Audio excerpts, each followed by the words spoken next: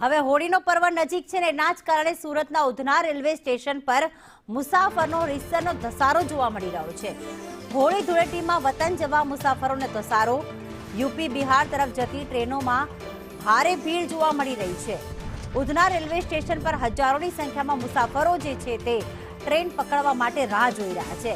મોટી સંખ્યામાં લોકો પોતાના વતન જવા ઉમટી પડ્યા છે તો વેટિંગ એરિયામાં મોટી સંખ્યામાં મુસાફરોની ભીડ જામી છે।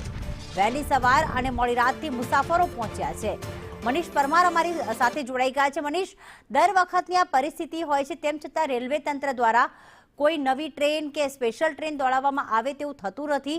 આવતીકાલે સ્પેશિયલ ટ્રેન દોડવાની છે, પણ આજે કેટલા મુસાફરો એવા છે કે જે હજી પણ ટ્રેનની રાહ જોઈને બેઠા છે?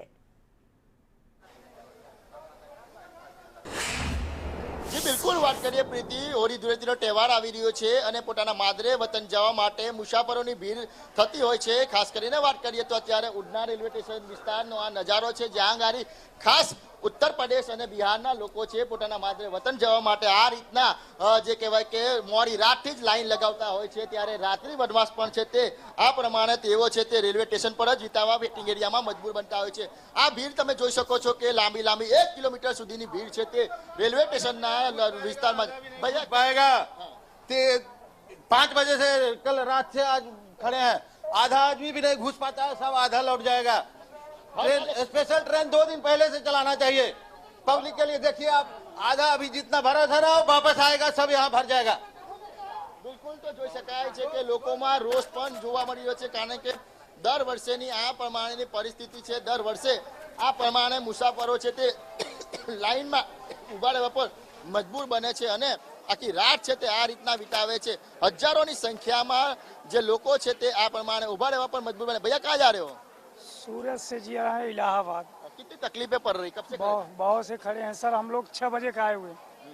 तो कितनी तकलीफें पड़ रही है? तकलीफें तो सर अब कितनी है क्या बताएं, उसके कहा नहीं जा सकता। प्रशासन से क्या कहना चाहोगे? शब्दों में बयान नहीं कर सकते, इतनी तकलीफ हो रही है पब्लिक को। बहन कहाँ जा रहे हो? गाँव। कब से आए थे आप? हम लोग 6 बजे से आए। अभी कितने घंटे लगे? हर साल ऐसा होता है? हाँ।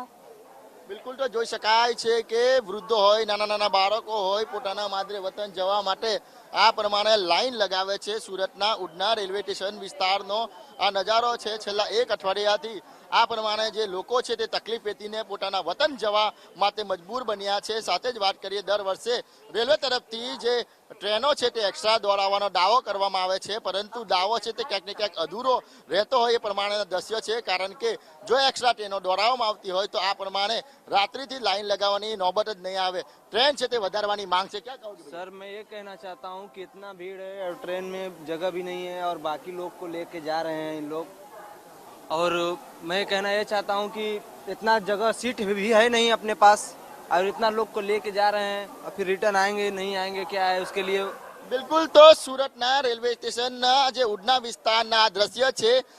24 કલાક 12 કલાકથી લોકો છે તે લાઈનમાં ઉભા રહેવા પર મજબૂર બને છે અને તેમને જે કહેવાય કે દર વર્ષેની જેમ આ પ્રમાણે જ ધક્કામ ધુક્કી અને વેટિંગ એરિયામાં રાત્રિ વિતાવીને જ વતન જવું પડે છે। એક યુદ્ધ જેવું જાણે લડતા હોય એ પ્રમાણેના દ્રશ્ય છે તે સુરતથી આવે છે। જી પ્રીતિ। બિલકુલ, આભાર મનીષ તમામ વિગતો માટે।